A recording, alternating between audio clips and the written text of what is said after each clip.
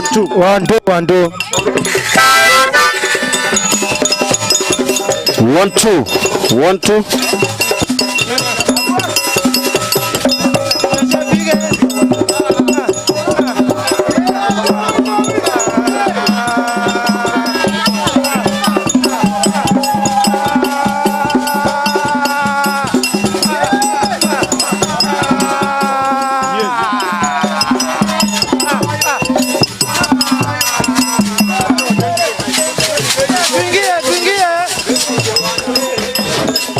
One, two.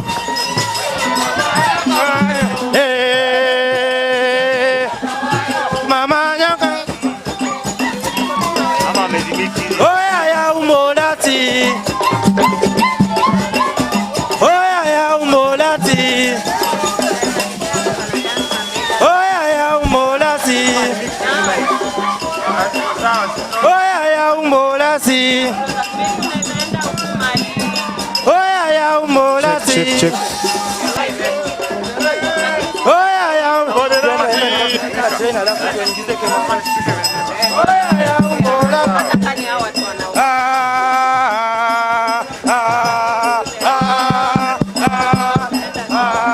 Check, check.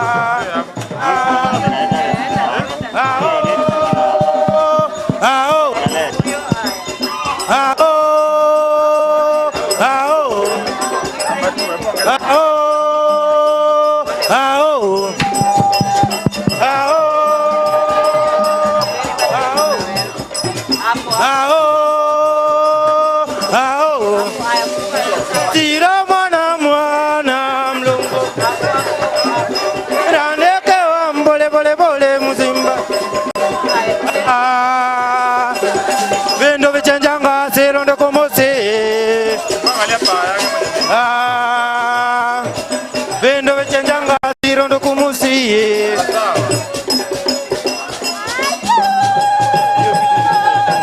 Ambire njonjire mwana mama ambire njire.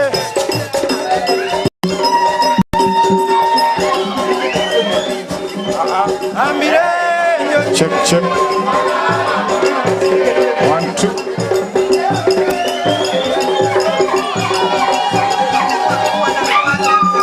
Ambire njonjire mwana mama ambire njonjire.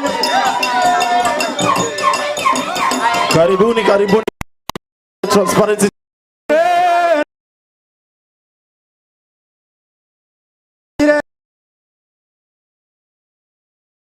You all welcome in the tent. You all welcome in the tent. Karibuni nyote kwa Transparency International Tent. Going to take place here. Check. Aya. Check. Check 1 2. Wale tuna wote kuje. Naomba tuingie sisi. A lot is going to take place here. Maboy. Maboy, ingizeni hao wasee. Ingeni wao, ingeni na wao. We have some gifts to give out. Make sure you participate in our activity. You all welcome, you all welcome. Karibuni nyote, tuko na mazawadi kibao tunapeana hapa siku ya leo. Welcome. All is coming to you courtesy of Transparency International Kenya. Karibuni nyote, karibuni nyote. We have a lot that is going to take place here. Courtesy of Transparency International Kenya, and this is how we do it. As if fight. Hey, kelele.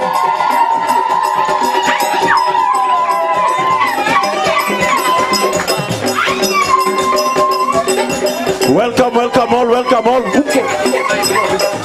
Karibuni nyote kwa tent ya Transparency International.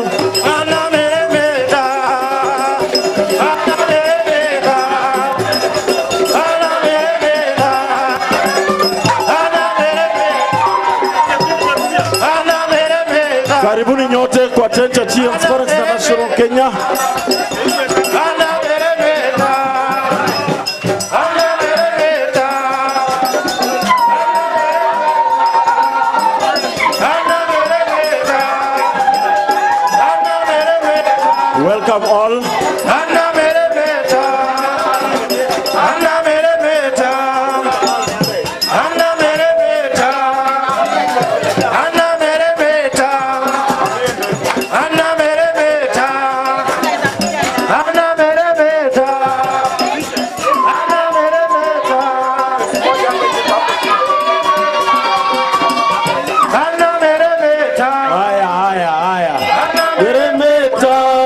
so much wasanii sana. Thank you so much wasanii. Shikilieni tu hapo usiende. Karibu. Haya, tusiende. Wasanii sana is going to give us another dance. They are going to give us another dance as we prepare to start our conversation. Thank you so much for joining us this afternoon. All this is brought to you by Transparency International Kenya. Kwa hii People's Dialogue. Wasanii sana kindly. Yeah.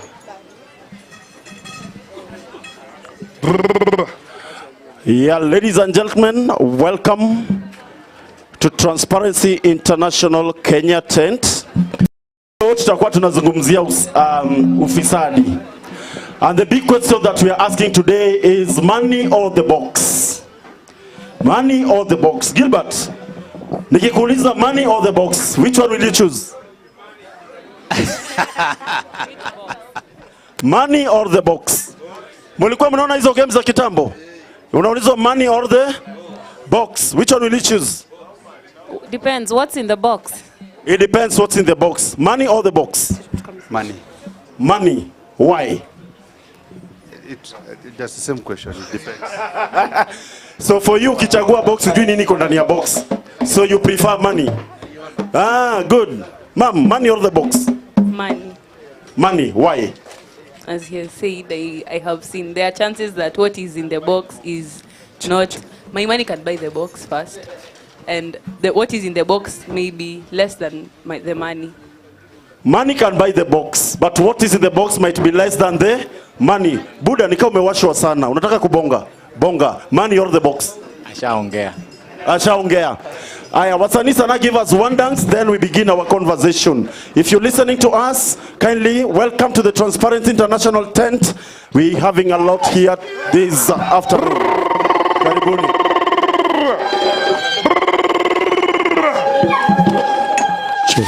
Awilo.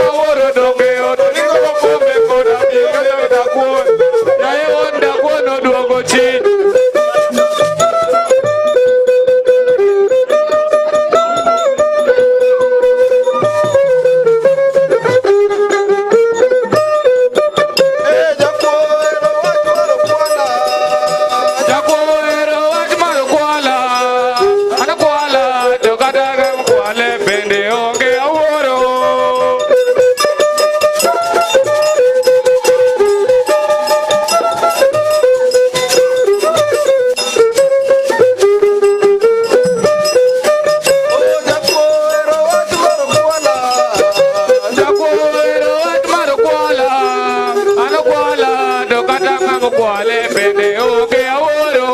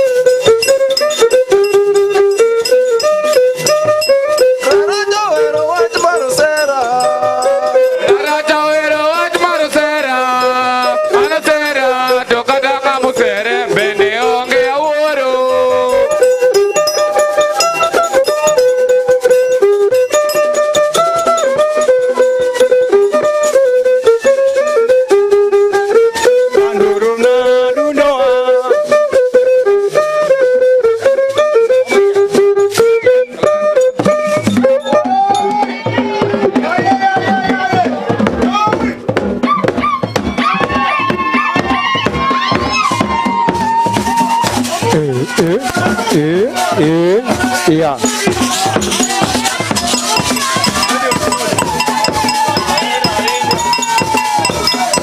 Ramogito aera inya. Ramogito aera inya. Ramogito aera inya. Ramogito aera inya. Ramogito aera inya. Ramogito aera inya. Ramogito aera inya. Ramogito aera inya. Ea ea. Ea ea ea ea ea.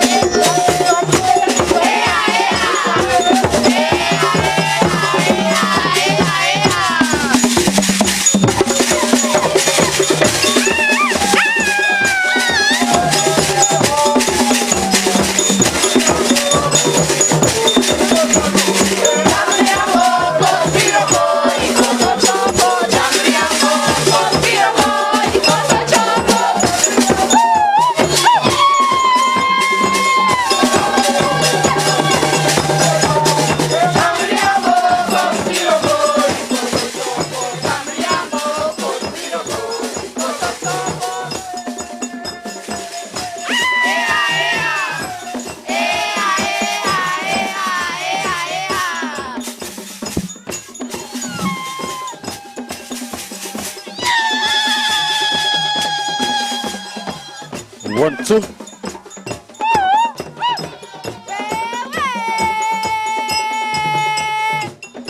One, two.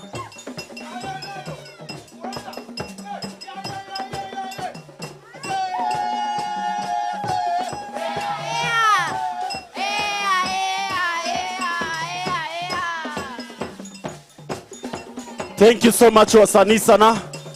Tuwapigie makofi, tuwapigie makofi. Tuwasindikize nayo, tuwasindikize nayo. Clap for them as they go out.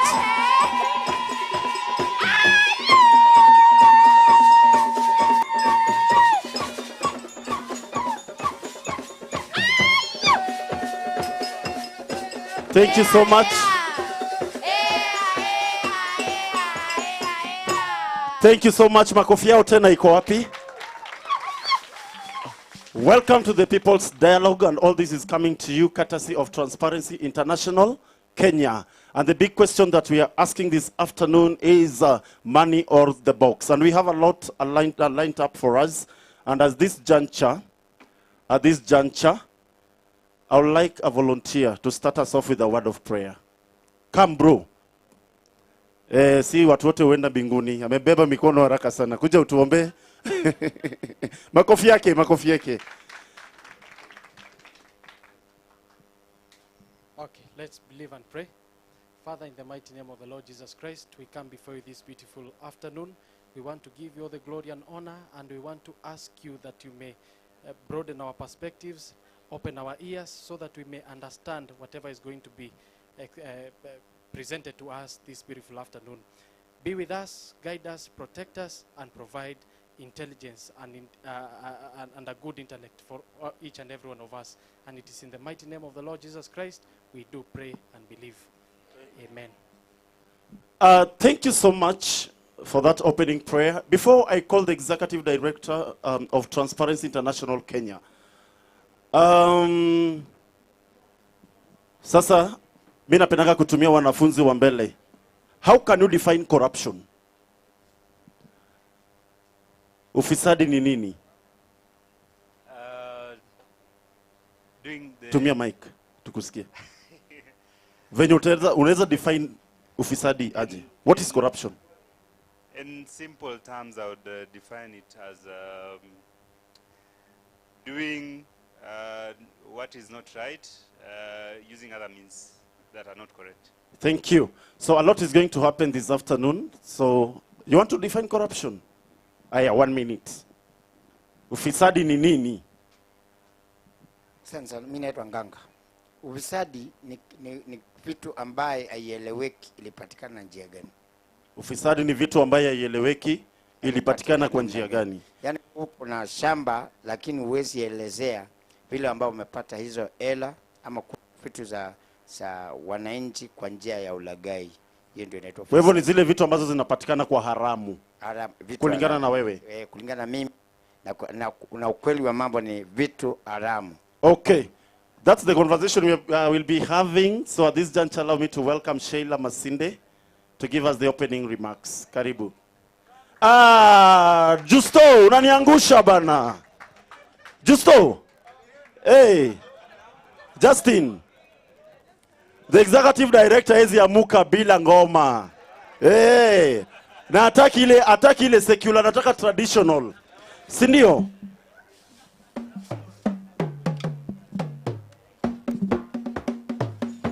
Aya, watu wakuje. Wamesema na watu wakuje.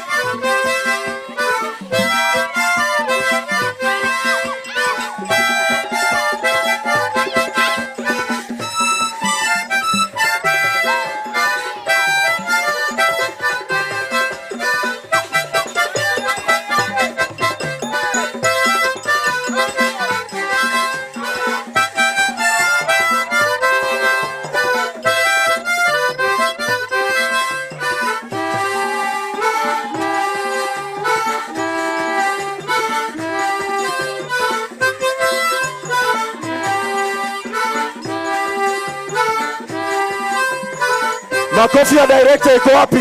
Tusindikize na makofi ya director. Thank you. Woo!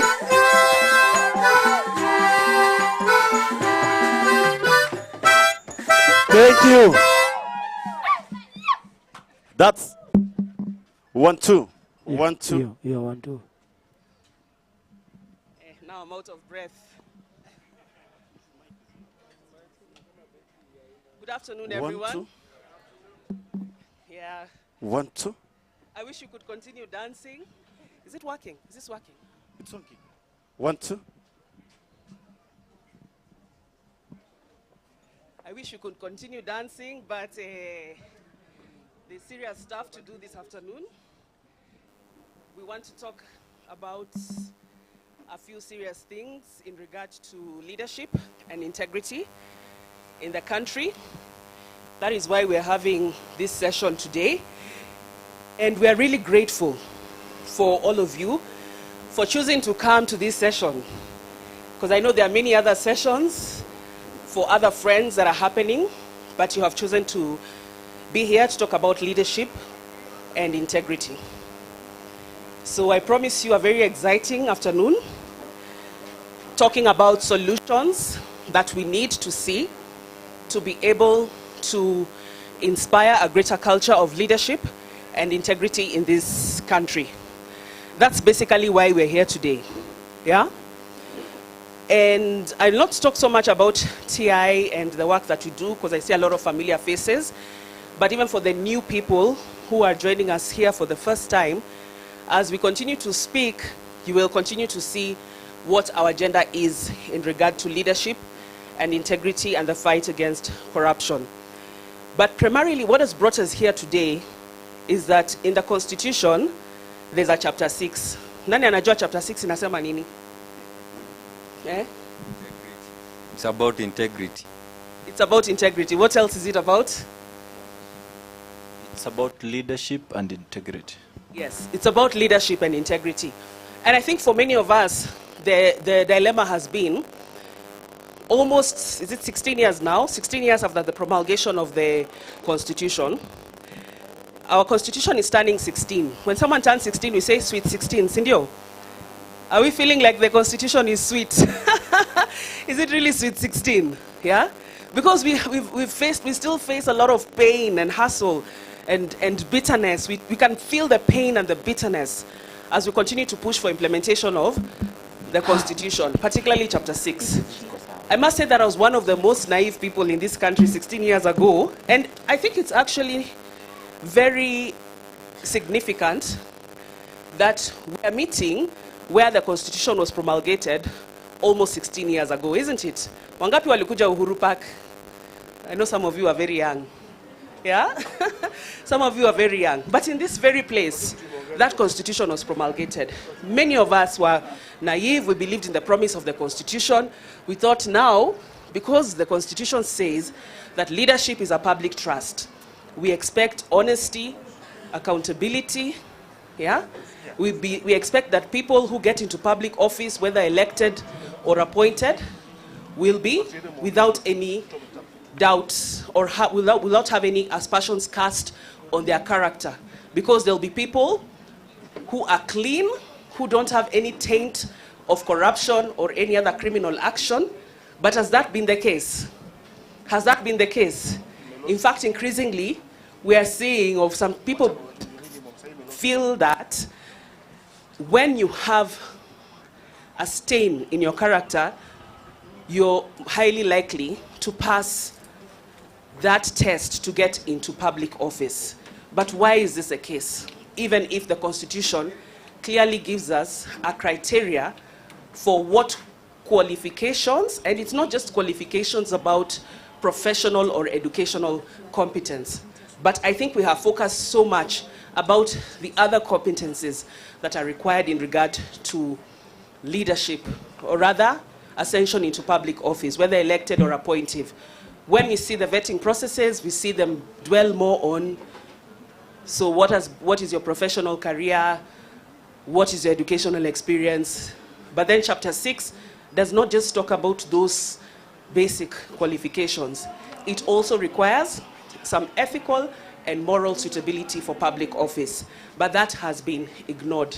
And so our question has been, what do we need to do to realize the promise of the Constitution in regard to leadership and integrity. Because if we don't, then we'll continue to face the cases of corruption that are crippling this country. I don't know how many of you followed the discussion that was in that big tent just before lunchtime.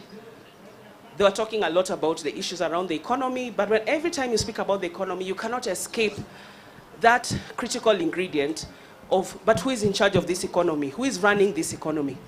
Yeah? If someone has stolen billions of shillings, why do they continue to be entrusted to take charge of this economy? Do we continue to give them opportunities to lead this country, or do we lock them away from public office? Those are some of the questions that we've been asking ourselves, and those questions led us to do a political economy analysis of leadership and integrity in this country, just to understand what needs to happen to bridge the gap between the Constitution and the reality. Which people are responsible? Why are we in this mess, and what do we do with these people who are putting us in this mess? Who's putting us in this mess, by the way? The leaders. But who's putting those leaders in office? Back to us again. So we've asked ourselves several questions. I don't want to get into the gist of the discussion right now. Mine was just to really open this session, but also just to share that the work that we're doing, before I hand over to other people who are going to speak and help us open this session, is part of what we call the Kenya Institutional Strengthening Program that is supported by the Foreign Commonwealth Development Office. That is part of the British High Commission and the government of the UK, and we're really grateful for their support. We have Linda here who has joined us, and I know she'll be speaking. And we are working together with LG. I can see my friends from LG. We're working together with Uraia. I can see my friends from Uraia. And we're also working with the Center for Multi-Party Democracy, which is hosting the People's Dialogue Festival in this particular program. And they're working on other things in regard to elections and civic engagement and political party engagement. But for us, we're looking into the issues around corruption. What do we need to strengthen the fight against corruption? Looking at leadership and integrity, looking at issues around the conflict of interest, recently enacted and commenced the Conflict of Interest Act. But what do we need to do to get that act going? Because as you'll see from our presentation, one of the things we're also looking at is the issues of conflict, declaration of interest, declaration of wealth. How does this actually happen as part of the vetting process, amongst many other things. So I'll just stop there so that I can be able to welcome the other guests who will help us set the tone for this session. Then we'll come back again to have a short presentation before we get into the gist of this afternoon, which is going to be a discussion involving all of us, because tumesema shida ni yetu yote, si ndio? So we must tatua it together. So do I get the drums and the dancers again to take me back to Zit? Dancers. Nisawa. I'm sure you'll come back again in the course of the session. I'm literally out of breath. I just realized I'm not as fit as I was 5 years ago, but...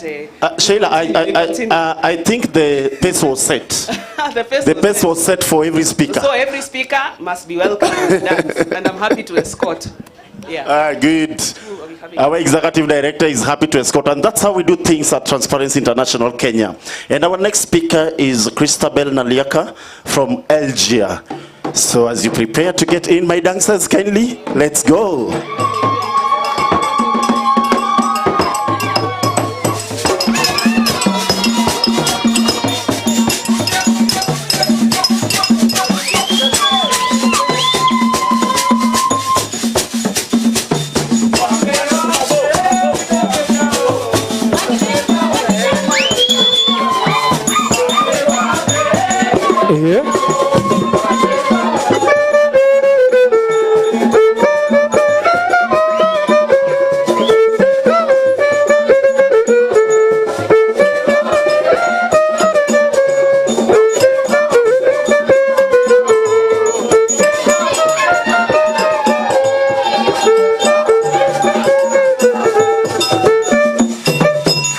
Thank you so much. Welcome, Christabel. Thank you. In fact, I thought they're going to sing for me Vaida. I don't know. I'm not a Swahili, and my names were very well explained. Naliaka. Anyway, thank you so much. Yeah, you've heard, my name is Christabella Naliaka Barasa. I'm in charge of research, monitoring, evaluation, and learning at the Electoral Law and Governance Institute for Africa. And today I stand here as Felix. Felix is our executive director, and he is supposed to do his opening remarks. So when you are sent, you do what you are sent to do. So I have his speech here, and I'm going to read it word by word. Sheila Masinde, the executive director of Transparent International Kenya, and the entire TI Kenyan team, representatives from our partners, starting with the development partners, the British High Commission, Uraia Trust, the Center for Multiparty Democracy, CMD, IEA Kenya, and NDI, distinguished guests, civil society colleagues, members of the public, ladies and gentlemen, good afternoon. Good afternoon. Sheila, you did not give people lunch. Even water, I'm not seeing water. That is why they dance. Okay. It is a genuine pleasure to be here at the People Dialogues Festival, a space that thrives on the very essence of what we need in Kenya today: conversation, debate, and collective problem solving. I want to thank Transparency International Kenya for the invitation to be part of this opening session. LGIA is proud to be a partner in the Kenya Institutional Strengthening Program, that is KISP, alongside TI Kenya, Uraia Trust, CMD, IEA Kenya, and NDI. This partnership, supported by the British High Commission, is built on a shared conviction that the transformative agenda of Kenya's 2010 Constitution, which demands strong legal frameworks, public accountability, and robust institutions, is a goal we must actively pursue every single day. But as we all know, the path from a beautiful constitutional promise to live reality is rarely a straight line. It is winding, complex, and often influenced by forces we don't always see or fully understand.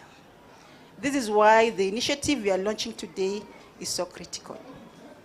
TI Kenya has been conducting a political economy analysis on our leadership and integrity vetting framework. For those of us who have followed the journey of the Chapter 6 of the Constitution, we know that the gap between the law on paper and its implementation on the ground can feel like a chasm. A PA helps us understand the why behind that gap. It pulls back the curtain on how institutions, power dynamics, and resources truly interact to shape decisions about who leads us and how they are held accountable. And that brings us to the provocative title of this session, Money or the Box. It's a question that cuts to the heart of our integrity dilemma. By the box, we mean the constitutional and legal framework, the vetting processes, the integrity codes, the institutions like the IEBC, and the judiciary that are supposed to ensure only fit and proper persons hold state office. By money, we mean the political economy, the resources, the influence, the power of incitement, and the sheer financial weight that can bend, break, or bypass the box. So, the question we must grapple with today is, in the lead up to the 2027 general elections, which force is winning? Does the box contain the money, or does the money reshape the box? How does political financing influence who makes it through the integrity vetting process? And what does this mean for the quality of leadership we can expect? The findings from this peer are not just another report to sit on a shelf. They are a diagnostic tool. They are meant to inform our collective strategy as civil society, as institutions, and as citizens to strengthen Kenya's anti-corruption framework and enhance the integrity of our electoral processes. I am here not just to lend my voice, but to listen. I look forward to hearing the insights from this analysis, and more importantly, to hearing your contributions as we dissect these complex issues together. We must be honest about the power dynamics at play if we are serious about achieving the integrity our constitution demands. Thank you. A round of applause again for Linda, not Linda, Christabel. Yes, and our third speaker to give us the opening remarks is Linda Eunice. Linda Eunice. Ah, the pace was set. The pace was set. She's waiting.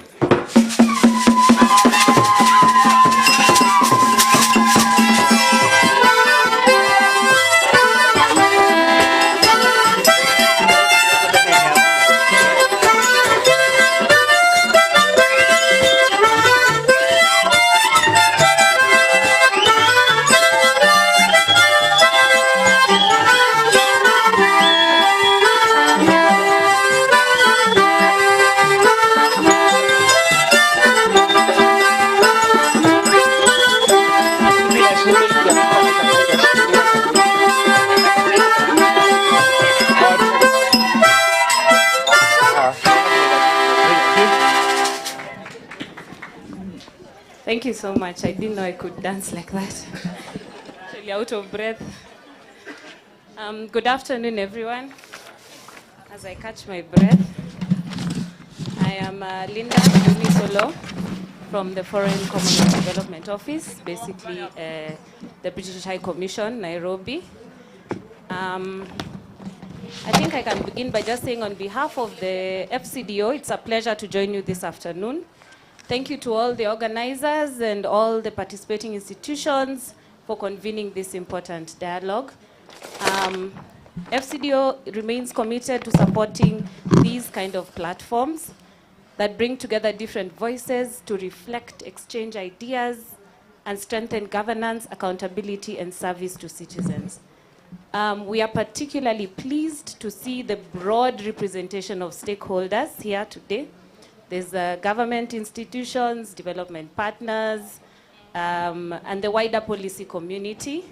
The collective engagement is what we believe underscores shared commitment to advancing Kenya's governance and integrity agenda. So basically, we look forward to listening to the discussions that come out today, especially the initial findings of the political economy analysis on the vetting framework, which TI and LGR are implementing with the support of the UK government. And as the country approaches the upcoming election season, these insights will be especially timely and important. We are also keen to hear the recommendations emerging from this dialogue today, recommendations that the different stakeholders can take forward in strengthening transparency, accountability, and public confidence in key systems. And by this I mean we as the development partners, you as the citizens and the different stakeholders that are present. And we are basically confident that out of this today's session that will contribute meaningfully to shaping outgoing reforms and support efforts that promote integrity, inclusivity, and long-term institutional resilience. So we are committed to walking this journey together to be able to make Kenya a better place for us and for the future generations to come. Thank you once again, and wish you all a productive and engaging dialogue. Thank you.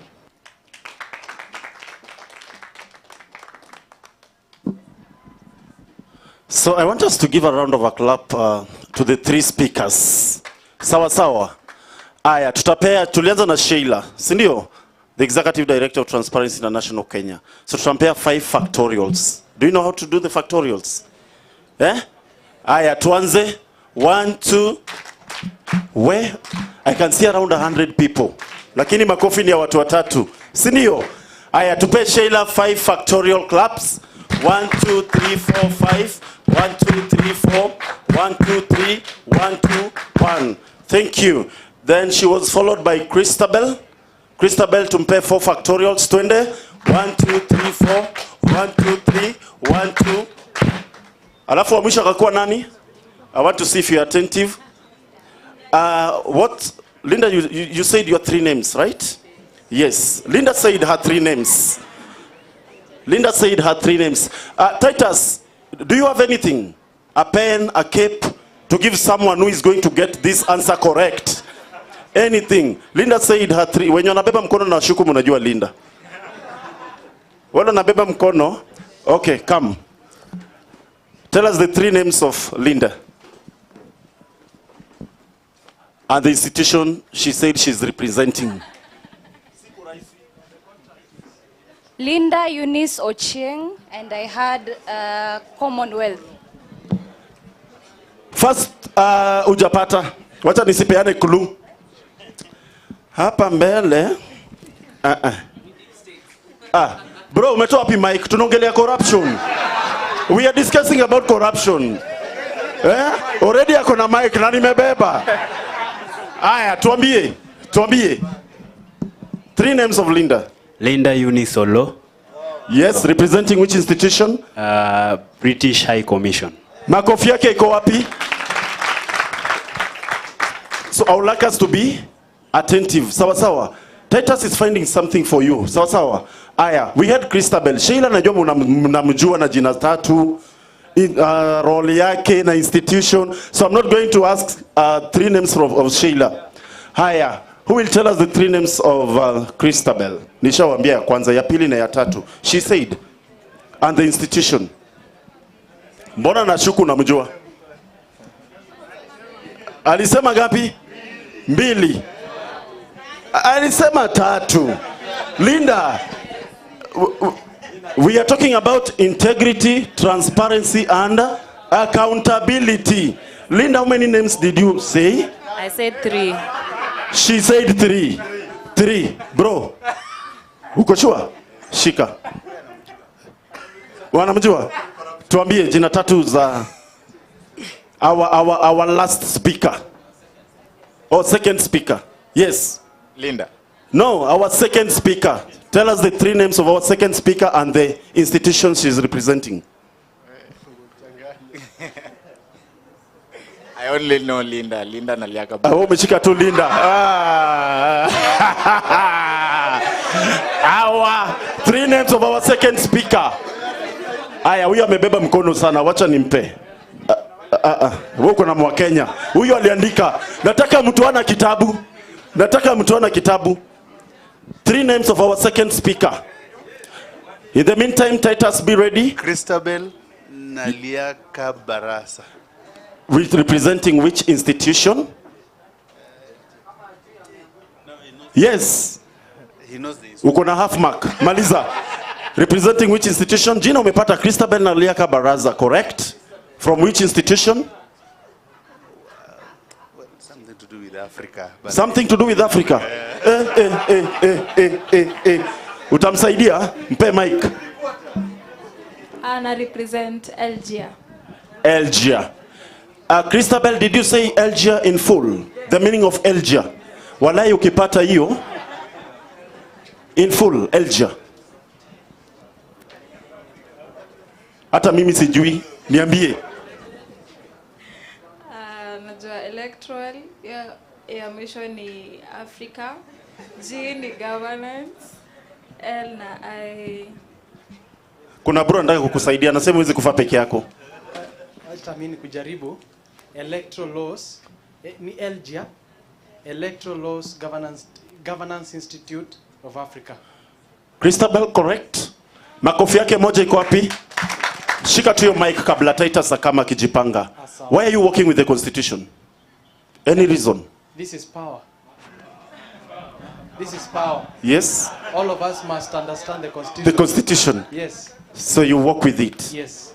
You also educate people about the constitution. I have not gotten an opportunity to educate them, but the 1, 2, or 3 that we engage, we get to understand it together. Today we're discussing about integrity, transparency, and accountability. Yes, yes. If you look at our laws, as far as that constitution is concerned, which chapter is that or article? Chapter 6. Of the constitution on leadership and integrity. Yes. Endelea kidogo. About? Thank you. Chukua mic.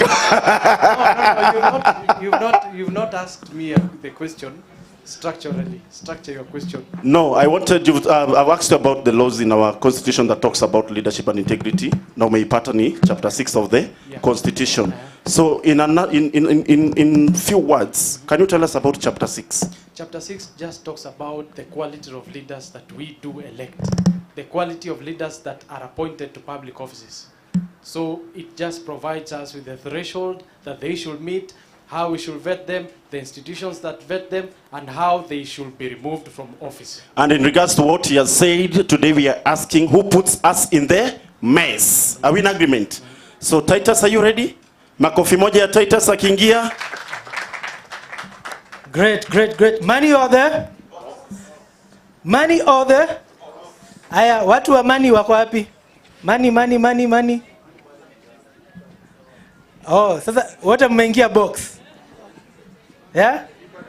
You know box has a lot of, I think Christabella already gave us a hint of what is in the box.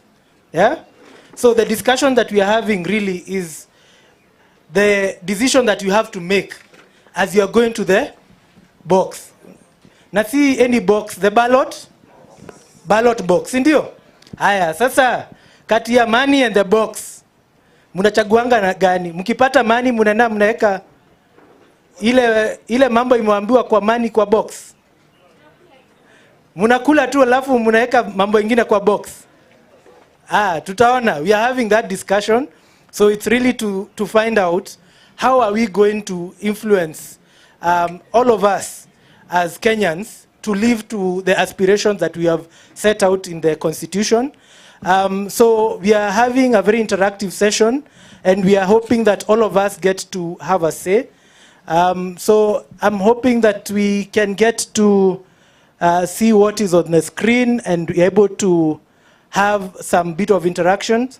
But as we do that, it's just to recognize the support that we've gotten from the British High Commission and Algia to support the work that we've been doing under the Kenya Institutional Strengthening Program, which is, of course, trying to create this sort of awareness and collaboration between a number of actors on how we can promote transparency, integrity, deal with money and politics.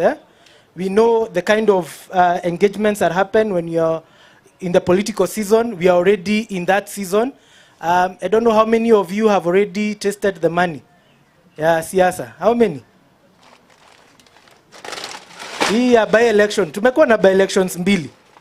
Anybody who has voted in the recent by-elections? Nobody is from this. Mmekuwa tu mkiziona. Kwa hivyo bado by-elections kwenyu hazijafika. Yeah, we've tested the pain. All right, that's great. So we are trying to see. Great, I think now we have it. Yeah, so let's take up our phones, because right now we just want to know who is in the room. Yeah, just going to www.menti.com. I'm hoping there's a time tulikuanga na naitangwa free Wi-Fi Express. I don't know if it's still working, but tunaweza tumia bundles kidogo. Kuna project ilikuwa ya Wi-Fi. Ilikuwa inaitwa aje ile ya highway? Nani anakumbuka promise number 12 ya highway ya internet? Super highway. Digital super highway.